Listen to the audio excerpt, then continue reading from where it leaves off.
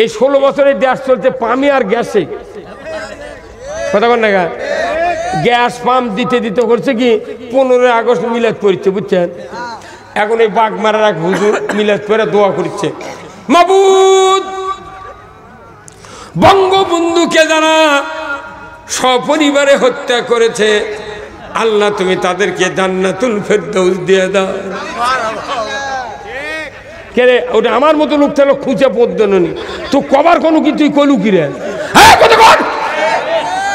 ওই শিক্ষা প্রতিমন্ত্রী রৌমারির মোনাজাত করিচ্ছে। আচ্ছা তুই মোনাজাত জানি না কবার লাগিস কে? কইছে আল্লাহ বঙ্গবন্ধুকে জাহান্নামের সর্বোচ্চ মর্যাদায় স্থান দেন। কথা কর না, এগুলো দোয়া যদি আল্লাহ কবুল করে আমার মাথা খারাপ হয়ে যায়। আবার এই 5 আগস্টের 1.5 মাস আগে আমাকে প্রধানমন্ত্রী বলছে আপনি আল্লাহ আল্লাহ করেন, আল্লাহর কাছে দোয়া করেন, আল্লাহ যেন এই দেশটা খুনি আর জালেমের হাত থেকে বাঁচায়। ওই দোয়া কবুল হতে রে পাগল, আমাকে কিছু করা লাগেনি। হ্যাঁ কথা কর। এই দেশে আল্লাহর আইন চালু হলে মানুষের হানাহানি মারামারি কিচ্ছু থাকবে না। আল্লাহু আকবার। কারা কারা আল্লাহর আইন চান দুই হাত তুলে দেখান। লিল্লাহি তাকবীর, নারায়ে তাকবীর। আল কোরআনের আলো, আল কোরআনের আলো। এই সংসদে দালো কিসের ঘরত? ঘরত গেলে দাদা মরিছে, বুড়া বাপ মরছে, কথা ঠিক কিনা? এই কোরআন রসুলের সময় একটা কোরআন ছিল, তখন বাইন্ডিং ছিল না। রসুলের জীবদ্দশায় কোরআন বাইন্ডিং হয়নি কি হুজুর? পরবর্তীতে ওসমান রাদিয়াল্লাহু তাআলা আনহু কোরআন বাইন্ডিং করছে। এক কোরআনে 10 বছর শাসন করার পর 12.5 লক্ষ বর্গ মাইল আমার রসুল বলছেন খয়রুল কুরুনি কারনি, আমার যুগ সেরা যুগ এক কোরআন। আর এখন আমি হিসাব দিই, বাংলাদেশের চট্টগ্রামে জেলা আছে না, ওখানে হাটহাজারী মাদ্রাসা আছে, ওখানে 72,000 কপি কোরআন আছে। এরপরে লালবাগ ঢাকা, ওখানে 35,000 কপি কোরআন আছে। বগুড়া জামিল মাদ্রাসা 22,500 কপি কোরআন আছে। বাংলাদেশে 90,000 মাদ্রাসা আছে, কওমিয়া, আলিয়া, হাফিজিয়া, ফুরকানিয়া, মহিলা, নুরানিয়া, লক্ষ লক্ষ কোরআন আছে। বাংলাদেশে একটা বাড়ি যদি 4টা ছেলে থাকে, এই 4 ছেলের স্ত্রীর কাছে 4 কোরআন আর শাশুড়ির কাছে একটা, তাহলে কয়টা হলো? তাহলে এক বাড়ি যদি 5টা থাকে তাহলে 100 বাড়িতে কত? গ্রাম আছে 68,000। কত হাজার কোটি কোরআন আছে জানেন? তে মূর্ত ঘরতি আছে। আপনার বাড়ি এক ঘর, পীরের খানকে এক ঘর, তবলিগের আমিরের এক বাড়ি, জামাতের নেতার এক বাড়ি, হাজির এক বাড়ি, সবলের ঘরে ঘরে তো কোরআন আছে। শান্তি আছে? এই একটা কোরআন যদি আজ থেকে 5-6 মাস আগে যদি বলা হতো বগুড়া ঠনঠনে বাস স্ট্যান্ডের একতা গাড়ির মালিক না হানিফ না হয় শাহ ফতে আলীর ওই ড্রাইভার যদি বলা হতো, কন্ট্রাক্টর, ভাই তুমি তো 35,000 টাকা ভাড়া পাও ঢাকাত গেলে, তোমাকে 1 লাখ টাকা দেবো, তুমি এই কোরআনটা নিয়ে সংসদ স্পিকারও কবে যে কোরআন দিয়ে না দেশ চালান্ত, উনি কবে আমার 1 লাখ টাকা দরকার নেই। এক কোরআন নিয়ে তার জন্য 1 লাখ টাকা দিলে বাস খালি বাস, কোন প্যাসেঞ্জার তুলবার দেবো না, খালি কোরআন নিয়ে তার সংসদ দিয়ে আসবো, ওর মাথা খারাপ হয়ে যাবে। আমি 1 লাখ টাকা চাই না, কোরআনও নেবো না। হ্যাঁ কত কর। তাহলে এতগুলো কোরআন থেকে শান্তি নাই, কিন্তু একটা কোরআন খালি সংসদে যাওয়া লাগবে। কথা কন না, তখন ওই কথাগুলি ঠিক করছেন না। কবরের ভেতর যে কয়টা প্রশ্ন হবে রাজনৈতিক প্রশ্ন, পলিটিক্যাল প্রশ্ন। প্রথম বলা হবে মান রব্বুকা, তোমার রবকে ছিল।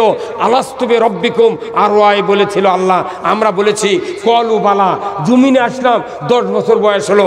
আলহামদুলিল্লাহি রব্বিল আলামিন, সমস্ত প্রশংসা বিশ্বজাহানের যিনি পালন কর্তা রব, তার জন্য জোরে বলুন ঠিক কিনা। আমি আবার নামাজের রুকুত গেলাম সুবহানা রব্বিয়াল আযীম, তারপরে সেজদাত গেলাম সুবহানা রব্বিয়াল আলা। এইভাবে রবের জপমালা করতে করতে 60 বছর 70 বছর পর আপনি কবরে গেলেন। কথা ঠিক কিনা? কবরে গেলেন, এখানে আবার আপনার টেস্ট করা হবে মান রব্বুকা, তুমি কোন রবের আইন মানছো, তোমার রবকে ছিল। আমি যদি আল্লাহর আইন না মানতে পারি, রব 2 প্রকার, একটা রব্বে কবির, রব্বে সগীর। ছোট রব হলো আপনার হলো পিতামাতা, তারা কোন সন্তান লালন পালন করে, কি করে না? দুধ খাওয়ায়, টানা ধয়, কত ফিডার খিলায়, কত প্যাম্পাস পরে দেয়। প্যাম্পাস দেখেনি? আমরা যখন ছোট ছিলাম, আমি 1976 সনে 2 বছর গ্যাপ দিয়ে দাখিলি পাস করছি, 76 সনে। আর যেগুলো নেতার দুধ বাড়াচ্ছে লাগ দেয়া, ওরা সমাজের কি রি, আমাকে কয় হুজুর বাড়ি কোনটি, আমি তখন কই তোর বাড়ি কোনটি। বাপরে বাপরে, পিচ্ছি নেতা, সাংগঠনিক সম্পাদক। আর আমাকে কাছে হুজুর দেখে শুনে কথা কবেন। আমিও তখন কই আমি কোরআন মুখস্থ করে যাচ্ছি, দেখে কতে বহু টাইম লাগবে, তাহলে তুমি পাশে বসে থেকে কয়া দাও, আমি শুনে শুনে কম। ওই ঝাড়িয়া দৌড় মারছে, ঠিক কিনা? আমাকে বাদী হিসাবে ঠিক করে সারা বাংলাদেশ কারাগারে পরিণত করেছে। আমাকে কম টাকা লাইনি ভাই, এই ফাঁপড় থেকে আমাকে ধরে নিয়েছে, সবার থেকে ধরে নিয়েছে, এই বগুড়া সদর থানার দিল, অজু করার পানি দেয়নি, পায়খানার প্যানের উপর দাঁড়িয়ে অজু করছি। এই বিএনপির নেতা ওদুদ নাই ভাই, ওদুদ আর মান্নান মেম্বার এই সাবগ্রামের, এরকে সাথে আমাকে ধরে নিয়ে চলে, আমি সবার বক্তৃতা করে শুয়ে আছি, বারে একে ধরে নিয়ে চলে যাচ্ছে। আমার হুন্ডা, ব্যাগ, মোবাইল মোটামুটি থাকলো। আমাকে করছে সামান্য সুট্টানো মামলা দিচ্ছি, কালকের মধ্যে বাইরে হয়ে যাবে। কি সিটের বাড়ি, 26 দিন জেলখানায় থাকলাম, 26 দিন। এখন যেদিন জেলখানায় ঢুকাচ্ছে, আমার স্যান্ড আপ করছে, আমি টুই মাথা ছিলাম, চুল কাটতে আনার দেরি, এখনো চুল বড় হবে, সময় নেই চুল কাটবো কখন। সে চুল আনা বড় আসছিল, তো জেলখানার মধ্যে ঢুকাচ্ছে। কোন এইদিকে আগে তো 4-5 বার ঢুকেছি, আবার এটা নতুন করে আবার সবার থেকে ধরে যাচ্ছে। ওর বিছনা এখনো থুয়ে যাচ্ছে, আমি উঠি।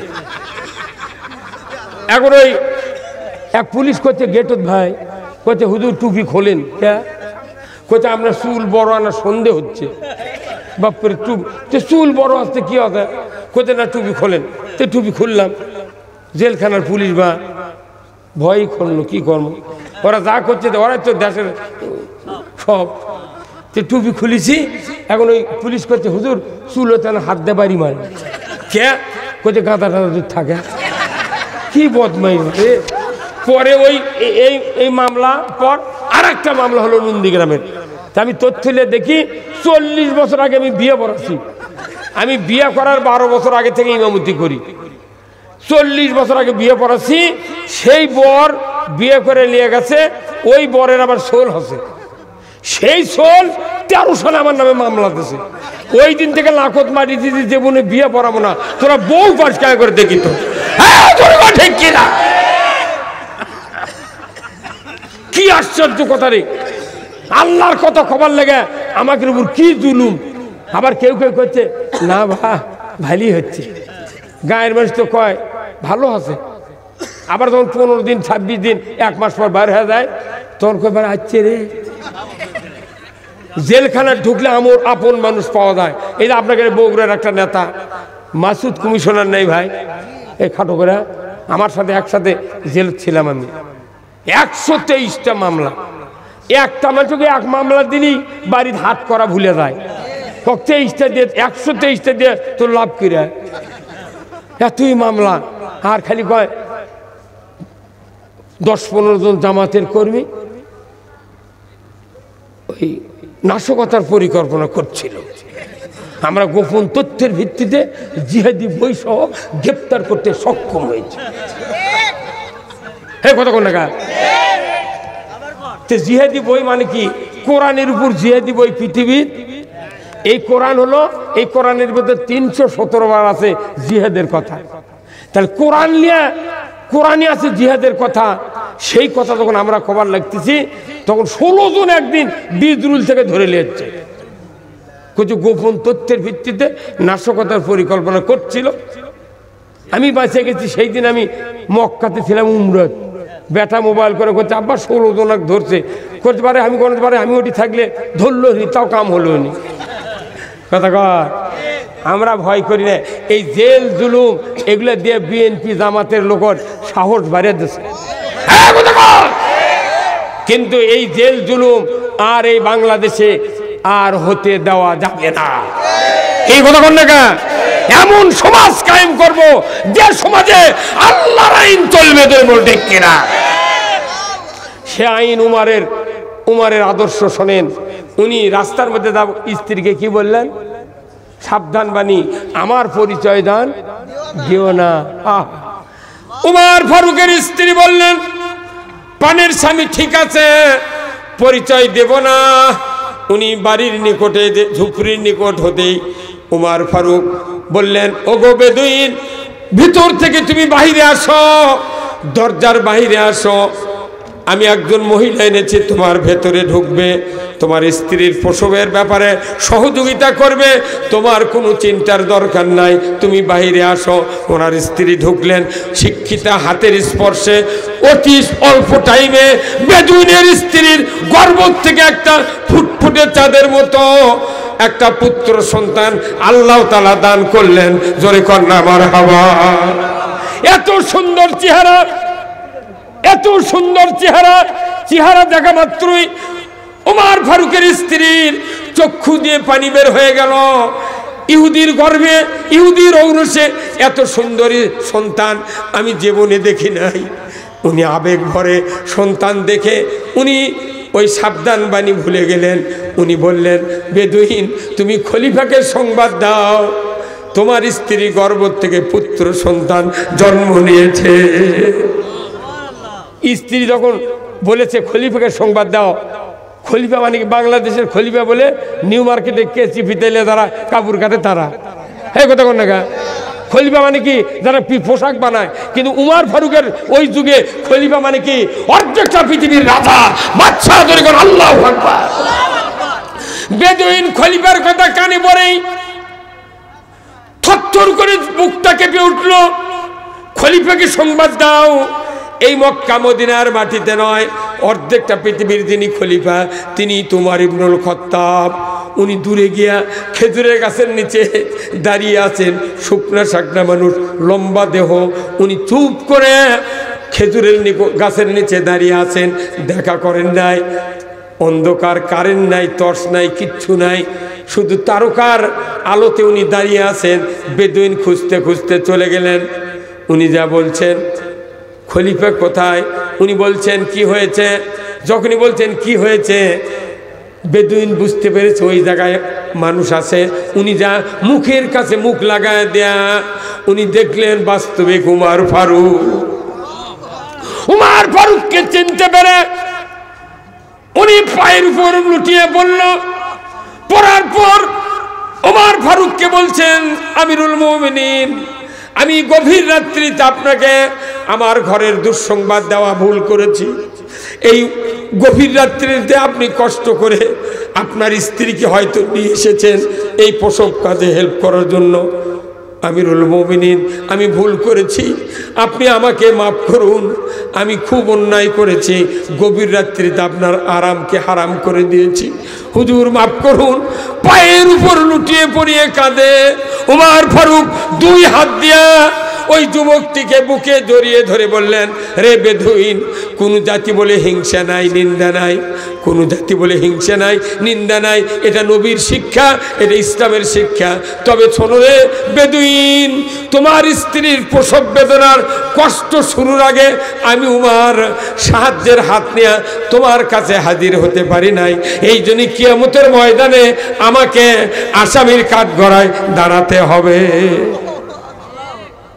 উল্টা মাপ চাচ্ছে সরকার। কি কথা কর নাকি?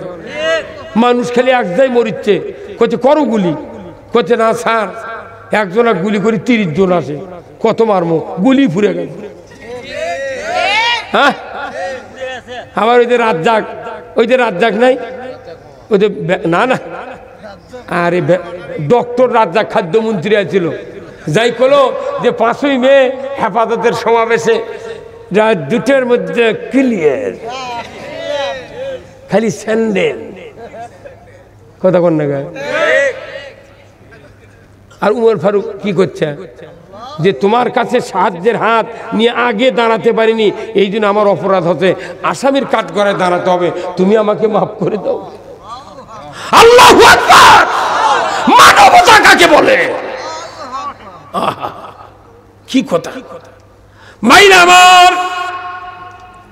উমর ফারুক বললেন, রে বেদুইন, আমাকে মাফ করো, নচেত আমার মুক্তি হবে না। বেদুইন বলল, আমিরুল মুমিনিন, বুঝতে পেরেছি ইসলাম কারে বলে, নবীর শিক্ষা কারে বলে, ইসলামী শাসন কারে বলে বুঝতে পেরেছি। হুজুর, যাব না পিতামাতার কাছে পরামর্শ নেওয়ার জন্য, যাব না ভাই ভাগ্যরের কাছে কোনো উপদেশ নেওয়ার জন্য, আমি যাব না নতুন নবজাতক ওই সন্তানের চেহারা দেখার জন্য যাব না, স্ত্রী কত ব্যথিত হয়েছে আমি সেখানে যাব না। হুজুর, আপনি তাড়াতাড়ি করে হাতটা বেরিয়ে দেন, আপনার হাতে হাত দিয়া কালেমা পড়ে মুসলমান হয়ে যাব। কি কি আদর্শ এটা কায়েম করেছিলেন আল্লাহ রসুল সাহাবারা, কি দিয়ে? কেন এতগুলো মূর্খ মানুষ? আল্লাহ নবী নিজে বলছেন গারে হিরাতে, আর এই যে ভাই দেখে আসছেন 2500 ফিট উঁচু পাহাড় গারে হীরা, পৃথিবীর সর্বোচ্চ জায়গাতে কোরআন নাজিল হয়েছে। এই কোরআন হলো উঁচু জায়গার কিতাব, যদি বলুন ঠিক কিনা? এই কোরআন যেদিন নাজিল হয় সেদিন রাত 12টার পর তারিখ বদলে 40-এ পদার্পণ করছেন রসুলের বয়স। এই কোরআন নাজিল হয়েছে রসুলের উপর। রসুল বললেন, ইকরা বিসমি রব্বিকাল্লাযী খলাক। জিবরাইল বললেন, পড়ুন মুহাম্মদ, সৃষ্টিকর্তা রবের নামে। নামাজের কথা, রোজার কথা, জিকিরের কথা কিচ্ছু বলেনি। আগে বলছে শিক্ষা ডিপার্টমেন্টের কথা। কথা বল না, শিক্ষা ডিপার্টমেন্টের কথা প্রথম পড়ো, তুমি জানতে পারবে সেই শিক্ষা ডিপার্টমেন্ট দীপুমুনি শেষ করছে করে মুসলমানের ধর্ম শিক্ষার মধ্যে ওরকের ওগুলোর ছবি দিছে, আবার করছে না বহুদিন হলে তোমরা লেখাপড়া করো, আলু ভর্তা বানানোর জন্য যোগ্যতা দরকার, বাসন সজ্জা বিছনা ফেলার জন্য এর যোগ্যতা দরকার। কে আলু ভর্তা মানুষ কি অতেল খাচ্ছে, পরিচ দেয়নি, ওগুলো ভোট নামি কুন্ডি থেকে কিন্তু কথা দেখছে না। আবার প্রাইমারি মাস্টার একবারে গোলাপি রঙের শার্ট, কালো প্যান্ট পরে এক মাস্টার সাইকেল চালাচ্ছে, ত্রিং ত্রিং সাইকেল চালাও। ছি ছি ছি ছি ছি, কোন মানুষটা সাইকেল চালার পারে না রে? কথা কোন না কোথায় আলু ভর্তা বানাও, আবার ব্যাঙ্গেল লাগার লাপাচ্ছে কাউ ফাজলামি। এইগুলি সংস্কৃতি চালু হয় কখন? যাদের হাতে ক্ষমতা থাকে। আমরা বক্তৃতা দিই কোরআনের, মসজিদে বক্তৃতা ইমামরা দেয় কোরআনের, এগুলো সার্কুলারই থাকে, একটা কায়েম হয় না। কারণ কি? মৌলবীদের হাতে ক্ষমতা, আর ওদের হাতে ক্ষমতা আছে, অকামগুলো তাড়াতাড়ি বাস্তবায়ন হয়। এই কথা বল না। আল্লাহ রসুল আজ থেকে 1500 বছর আগে এই কোরআন রেখে গেছেন। একটা কথা লাস্টে নাজিল করে দিয়েছেন আল্লাহ, আল ইয়াউমা আকমালতু লাকুম দীনাকুম ওয়া আতমামতু আলাইকুম নিয়ামতি ওয়া রাদিতু লাকুমুল ইসলাম দীনা। জোরে বল আল্লাহু আকবার। আজ থেকে ইসলামকে জীবন ব্যবস্থা হিসেবে পরিপূর্ণ করে দিলাম। তোমার ব্যক্তি জীবন, পারিবারিক জীবন, সামাজিক জীবন, অর্থনৈতিক জীবন, রাজনৈতিক জীবন, তোমাদের লেনদেন, বিবাহ শাদী, রোজা, কুরবানি, হজ, ইতিকাফ, জীবনের যা দরকার কারোর কাছে ধার ভিক্ষা করা লাগবে না। কি তারা আমাকে করছে ভারতের সহযোগিতা ছাড়া চলা যাবে না। ভারত এখন দোকানত কোনো খরিদ্দার নেই, করছে হাহাকার, আর হাসপাতালত কোনো রুগী নাই। সেদিন বেনাপোল থেকে একটা রেল গেছে, একটাও প্যাসেঞ্জার নেই। খালি আফগানিস্তানে বিজয় হচ্ছে, সিরিয়াত বিজয় হচ্ছে, তাজিকিস্তান, সমরখন, বোখারা, কাশ্মীর দিয়ে পাকিস্তানে ইমরান খান প্রধানমন্ত্রী হয়, বাংলাদেশে যদি ইসলাম বিজয় হয়, তামাম মালয়েশিয়া, ইন্দোনেশিয়া, পৃথিবীর কয়েকটা রাষ্ট্র ইসলাম প্রিয়, ইরান সহ যদি ইসলামের একটু গণজোয়ার শুরু হয়, মুদিক একা লেগে ফেলাতে হবে। মুদির দেশ মসজিদ ভাঙ্গিচ্ছে, কারণ কি? ওই মাজা খুঁড়ে দেখিচ্ছে এটি মন্দিরের ইটা পাওয়া যায় নাকি। ওই স্যার ওটার নাম কি? ওই যে না না না না মমতা ব্যানার্জি, এই মুসলমানের পক্ষে কথা কথা থেকে ওর উপর খেপা কথা কর। বেশি দিন দূরে নয়, যে সিরিয়াতে কয়েকদিন আগে বিপ্লব হলো, বাশার আল আসাদ একটা কালপিট পলাতে বাধ্য হচ্ছে। টুডে অর টুমরো বাংলাদেশ নয়, তামাম পৃথিবীর স্বৈর শাসকেরা একদিন না একদিন পলান ছাড়া কেউ বাঁচবে না। মোদিকেও পালাতে বাধ্য করা হবে। ভারতে গণদৌড় শুরু হয়ে গেছে, টুডে অর টুমরো এই পৃথিবীর স্বৈর শাসকেরা পালাতে বাধ্য হবে। কেউ কাপড় পরবে, কেউ প্যান্ট পরে পালাবে। মুসলমান, আপনারা কি চান না বাংলাদেশে একটা সুন্দর সুষ্ঠু একটা সরকার কায়েম হোক? হ্যাঁ, তাহলে এই সুন্দর সুস্থ কায়েম হোক। তাহলে যারা মসজিদে, এই ভাইয়ের মসজিদে যায়, এই ভাই খুতবা দেয়, কথা ঠিক কিনা? খুতবা দেয় না? একের সর্বশেষ আল্লাহর বক্তব্য, ইন্নাল্লাহা ইয়ামুরু বিল আদলি ওয়াল ইহসান ওয়া ইতাই যিল কুরবা ওয়া ইয়ানহা আনিল ফাহশাই ওয়াল মুনকারি ওয়াল বাগই ইয়াযুকুম লাআল্লাকুম তাযাক্কারুন। খুতবার বক্তব্য হলো কি, আল্লাহ নিজে বলছেন, নিশ্চয় আমি আল্লাহ আদেশ করতেছি তোমরা ন্যায় বিচার করো, ইনসাফ ভিত্তিক সমাজ কায়েম করো, তোমরা আত্মীয় স্বজনের সাথে সদ্ব্যবহার করো, পিতামাতার খেদমত করো, অন্যায় হারাম ফায়সা কাজ থেকে, গরহিত কাজ থেকে তোমরা বিরত থাকো। এটাই হলো সবচেয়ে বড় জিকির। বগুড়া শহরে কমপক্ষে 450 মসজিদ আছে, কমপক্ষে 700 মাদ্রাসা আছে, আর এতগুলো হাজি আছে, এত ইমানদার আছে। এই জয়পুরহাট থেকে আছে রাজ্জাক মামা 2300 সিএনজি নিয়ে এই লটারিগুলো চালু করলো। একটা লোক মিছিল বার করলেন না, 20 টাকা দিয়ে টিকিট দেনা আর 15 কিনিচ্ছেন।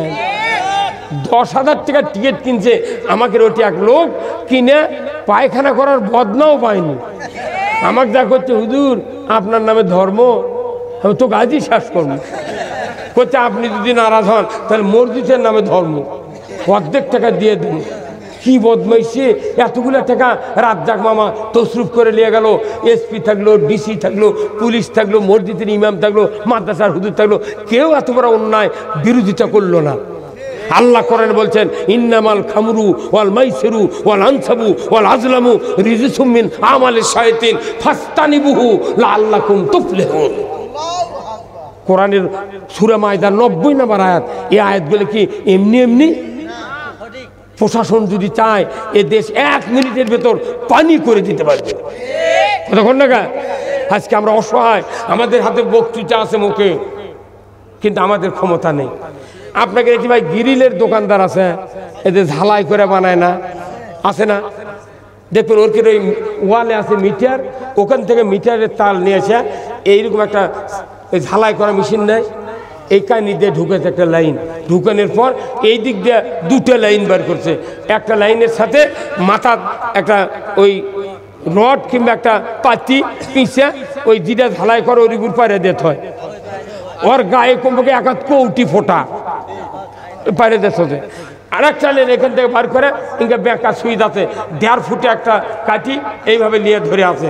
সুইচ দিয়ে তুই ঝালাই করবি সাইকেল, ঝালাই করবি জানলা, কিন্তু ওই যে ওই পাতিদের অসংখ্য ফোটা আছে গাঁত, ওরই গাঁত দিকে হিট করে। তখন ওই পাতি কয়, ভাই তুমি ঝালাই করবে সাইকেল, ঝালাই করবে জানলা, আমার কষ্ট দাও কে? তখন মিস্ত্রি কয়, আমি দেখেছি লাইন হচ্ছে নাকি। আচ্ছা কন্ত, আচ্ছা তাহলে মনে করেন এখন যদি এই যে লাইন ফেলে দিচ্ছে, এই লাইনের নাম কি? হ্যাঁ সবাই কর না কি নাম? এই লাইনের নাম জানলে আপনি বক্তৃতা বুঝতে পারবেন না। এই লাইনের নাম কি? আচ্ছা আর্থিংয়ের লাইন খুলে থুয়ে কিয়ামত পর্যন্ত কারেন্টে যদি ঘুরতায় একটা ফোঁটা হবে? হ্যাঁ তো হবে। তাহলে এই আর্থিংয়ের, কারেন্টের যে আর্থিংয়ের দাম বেশি। তো আমরা যেগুলো বক্তৃতা করি এটা কারেন্ট, আর সরকার হচ্ছে আর্থিংয়ের লাইন। আমরা বলবো নামাজ কায়েম করো, সরকার নামাজ কায়েমের আইন করবে। আমরা বলবো চুরি হারাম, সরকার চুরি বন্ধের জন্য হাত কাটার আইন কায়েম করবে। আর আমরা বলবো জানা হারাম, সরকার সঙ্গে সারা আইন কায়েম করবে। তাহলে সরকারের ক্ষমতা হলো আর্থিং, আর বক্তার বক্তৃতা হলো কারেন্ট। দেখে আর্থিং ছাড়া কারেন্টের ঝালাই হয় না, বক্তৃতাতে লাভ হবে না, রাষ্ট্র ক্ষমতা দরকার। কি ভাই? হ্যাঁ, কি এটা এই ক্ষমতাটা কায়েম হলে যারা বর্তমানে বড় বড় নেতৃত্ব দিচ্ছেন, আপনারা ওগুলো করেন তো আমরা পিএস দিয়ে পান টাকা ঘরের মধ্যে শুয়ে থাকবো, আজরাইল আলী গেছে এত আপনাকে কি ক্ষমতা? আমরা তো চাচ্ছি না আমরা নিজেরা ক্ষমতা যাব, যাই ক্ষমতা যাবেন তাই ইসলাম কায়েম করতে হবে। কার কথা? এই কথাটা না বুঝে মিশে আমাদের সাথে বিরোধিতা করছে। ওরাই খালো, কি খাচ্ছি আমরা? ওই জন্য মনের দুঃখে জানাজা বাদ দিছি, বিয়ে পড়ান বাদ দিছি, জবদারাত করলেও তাও আমি টাকালি মানুষ বলে টাকা ছাড়া আমি ডুব দেওয়াই না, যা হয় হবি। ফ্রি দিয়ে দেখেছি তোরকে অত্যাচার বেশি হবে। তোরকে তো একটা বেটা নাই, কেউ নেই জানাজা করার, কথা কন না। ওই মাদ্রাসার মোহতামিম ওই মসজিদের ইমামকে নিয়েছে, বলছে ওরে বাপরে, বাপ বেনামাজি, বেটারা অনামাজি। গামছা মাথার দিয়ে বেটা জানাজাত জানাচ্ছে, বাপের জানাজাত। আর ওই বড় মাদ্রাসার হুজুরক ইমামতি দেশে দিয়ে বেটারা করছে মনে মনে, যে মর্দক ইমাম বানাচ্ছি আমার বাপ জান্নাত গেছে। আল্লাহ তখন জিবরাইল কয় মাথা ঠিক নাই রে। আরে নবীর পাশে নামাজ পড়ছে 10 বছর আব্দুল্লাহ বিন উবাই, 10 বছর নামাজ পড়ছে, রসুলের জুব্বা গাউদ্দে কাপড় পরাছে, নবী নিজে জানাজার ইমাম দোয়া করেছে। রসুল বলছে আল্লাহ উবাইকে মাফ করে দেন। ইমান এনেছিল ঠিক, কিন্তু গাদ্দারি করছে আমার সাথে, আবু জেহেলের সাথে বুদ্ধি পরামর্শ করছে, মাফ করে দেন। আল্লাহ ডাইরেক্ট সূরা তওবার 80 নম্বর আয়াতে বলছেন 70 নম্বর রতান, 70 বার যদি দোয়া করো আমি কবুল করব না, তোমার দোয়া গ্রান্ট হবে না। কারণ ওই আবু জেহেলের আব্দুল্লাহ বিন উবাইয়ের সব ভালো আছিল, কিন্তু কোরআন বিজয় চায়নি। হে জোরে কথা বলেন না, কি চায়নি? মানে দাড়ি টুপি জুব্বা থাকলে হবে না, কোরআন বিজয় চাওয়া লাগবে, আর এই বিজয় করার পক্ষ নেওয়া লাগবে। তাহলে আপনি মরে যাবেন, কবরের ভেতর প্রশ্নের উত্তর দিতে পারবেন, রব্বি আল্লাহ ওমা দিনুকা, তোমার জীবন ব্যবস্থা কি ছিল? আল্লাহ যে জীবন ব্যবস্থা ইসলাম পাঠাছে, এই জীবন ব্যবস্থা আমাদের জন্য মানা ফরজ। এই জীবন ব্যবস্থার কথা কবরত বলা লাগবে। এই কথা কলি হুজুরা রাজনীতি করলো, আল্লাহ কাছে রাজনীতি করবে আর কথা কন না।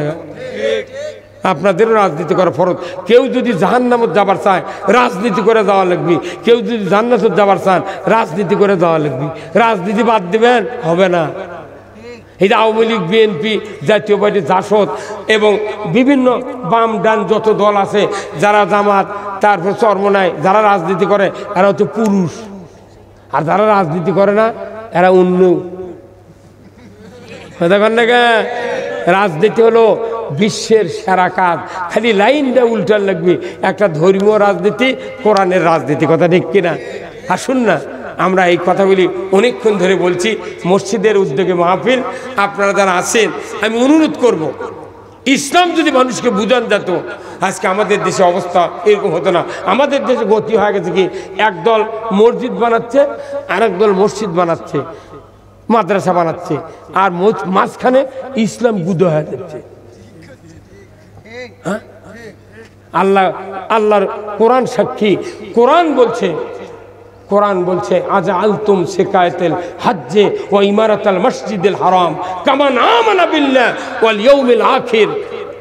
আল্লাহ বলেছেন, ও পৃথিবীর মানুষেরা, তোমরা কি মনে করেছো হাজিদেরকে পানি পার করান আর মসজিদের খেদমত করা এটাই যথেষ্ট? নেভার।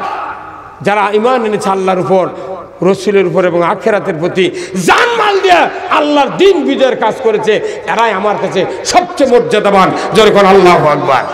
আসুন না, আমরা এমনটি কাজ করে এই পৃথিবীর জমিন থেকে মসজিদ, মাদ্রাসা, যত প্রতিষ্ঠান আছে সবগুলিকে আমরা নিয়ন্ত্রণ করে ইসলাম বিজয়ের যোগ্য লোক তৈরি করবি। আসুন আমরা সবাই মিলে এই মসজিদে কি ভাই কালেকশন আসুন না, আমরা এতক্ষণ ধরে গভীর রাত পর্যন্ত যদি আপনারা বসে আছেন, এর জন্য আমার জন্য দোয়া করবেন, আমিও আপনাদের জন্য দোয়া করি। একটা লোক উঠবেন না, প্রধান অতিথি কিছু কথা বলবেন, আমরা দোয়া করব, দোয়ার অংশগ্রহণ করে আমরা সবাই চলে যাব।